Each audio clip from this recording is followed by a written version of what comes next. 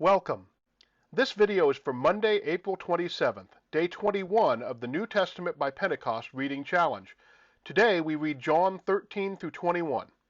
First, if you've been able to keep on schedule, congratulations. We're beginning the second half of our reading list. And again, if you're a bit behind, that's okay. You are still well on your way to reading the entire New Testament. This is not a race. Last week we defined the time of writing of the Gospel of John fairly clearly to around 90 AD. Where is a bit trickier. Early tradition suggested that John wrote from Ephesus, but an increasing number of scholars are suggesting Alexandria in Egypt as the more likely home of a Johannine community. Clearly the setting is somewhere where several Jewish terms and customs need to be explained, so outside of Palestine. The Gospel also clearly draws on an oral tradition and some different traditions than the other three Gospels. Some factors suggesting Alexandria are that the oldest extant copies of this Gospel were found in Egypt, and the influence of the Old Testament wisdom traditions, which are reflected in this text, were particularly strong there.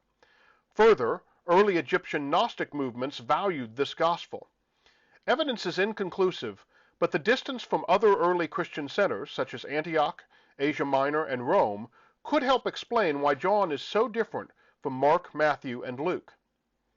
Often when I lead groups in a study of the early church creeds, I'll ask, what is the debate that this statement solves? Or what claim is being made here? What is being affirmed?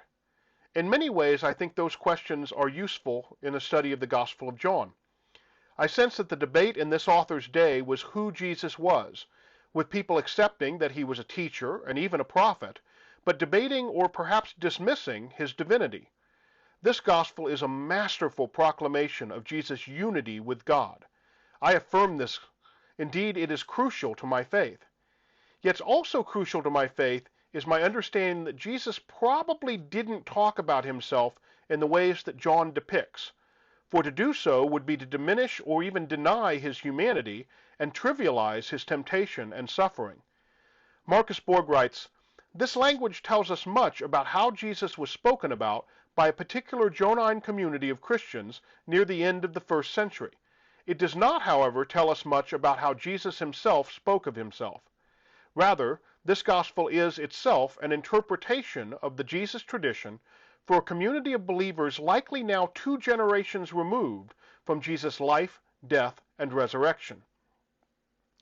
Our big picture today: God, through Jesus, is revealed as creator, relational, life-giving, opposed but not defeated, powerful, hidden and present, faithful, justice-seeking, sending, giving.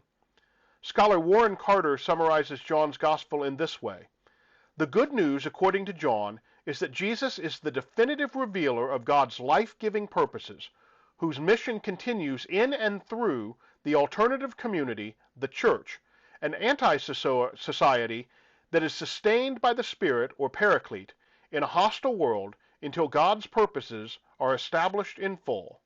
Blessings on your reading.